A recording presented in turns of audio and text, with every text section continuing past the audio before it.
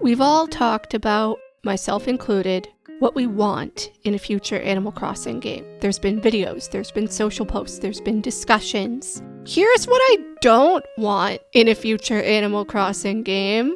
Let's get started. First off, I do not want breakable golden tools. I did a whole video on this. This is the biggest ripoff in New Horizons specifically. They never broke in the prior games. The whole point is that they are something special that you work up to making. And what is the point of capping the durability? It makes me not even want to use them. And I don't. I just keep them around as decoration or like in my storage or whatever. I don't want terraforming. I feel like that this is probably an unpopular opinion. There are definitely pros and cons. It is great because you can shape your whole island to how you want it to be, but it gives us too much power. Like, it's a great concept, but in practice, it's way too clunky and it needs to be reworked somehow. I've often discussed how I think it would make more sense to do it on like an acre system, like a drop-down bird's eye view, kind of like how we have with Happy Home Paradise when we place furniture, except we're not able to terraform on Happy Home Paradise. You're just doing it on a set plot. In terms of decorating, it looks like the Slumber Islands may potentially be an answer or an in-between solution to this, although maybe not, because it looks like you can only really place stuff down directly in front of you. They're certainly not going to help the terraforming thing, but that is fit to be seen. At the point when this video is coming out, we are only a couple of short weeks away from the 3.0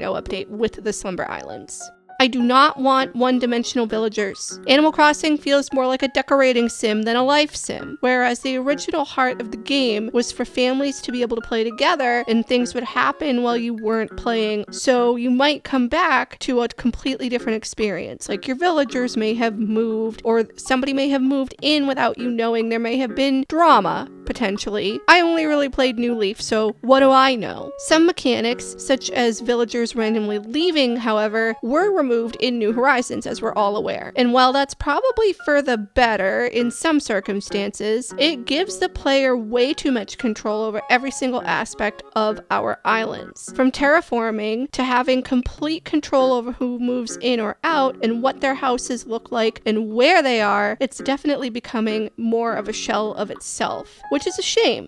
I do not want lifeless multiplayer experiences. I've said this so many times, there's literally nothing to do with our friends. They even make a joke of it in the trailer for the Switch 2 upgrade pack and 3.0 update. If you have the Switch 2 upgrade pack and you're playing with a bunch of other people that also have the Switch 2 upgrade pack, you can do 12 people on multiplayer in total instead of 8 people in total. And there's still nothing for us to do with our friends apart from wander around each other's islands. Yeah, we're going to have the Slumber Islands available to us, but that's really just creative mode with optional multiplayer thrown in. It's like sandbox mode, but make it co-op. I've talked about this in my 3.0 videos. I'll link those down in the description if you want to check them out, hear my full thoughts. Typically, when I talk about the lack of something to do in multiplayer in this game, I do go on a little rampage regarding how we don't have mini games back from New Leaf. It would have been the perfect opportunity to have them included with Cap'n and his family at the hotel, but no, Nintendo couldn't be bothered to do that. If you want to hear me rant about it more, I will link more videos down below because yikes, I've talked about this way too many times.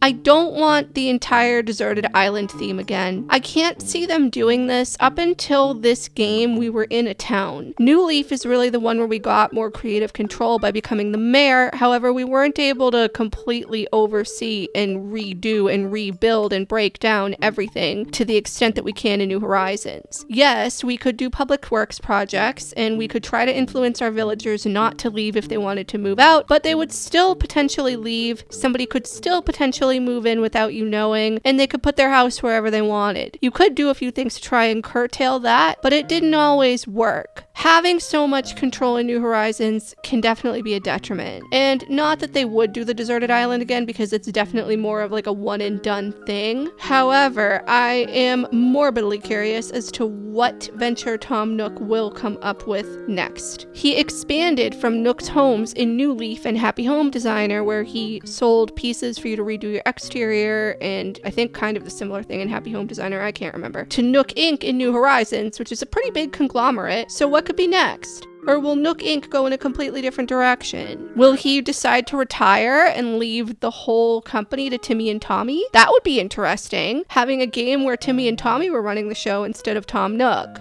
Honorable mention to crafting real quick and the whole DIY system as a whole. I think that if they're going to include crafting in the next game, which like they would be remiss not to, it's in this game, it's the primary mode of getting items, and it's in Pocket Camp. It's like mainly the only way of getting items. They do need to have bulk crafting in from the very start instead of having us wait 6 years for the game to be updated. Like literally almost 6 years. So there's that. Regarding the DIY component and getting recipes, it would be nice if the chance of getting a repeat was lowered. I'm not saying that we should get a new recipe every single time we open a message bottle or get something from our villagers that they're crafting or whatever. But I do think that if we are going to be handed a repeat, the percentage of getting that repeat should be lower than the percentage of getting a new DIY. This would help people finish their DIY catalog a lot quicker. I know some people who've played this game since launch and they still don't have every single recipe. I've only gotten every single recipe by trading with people online. I can't imagine doing it by yourself.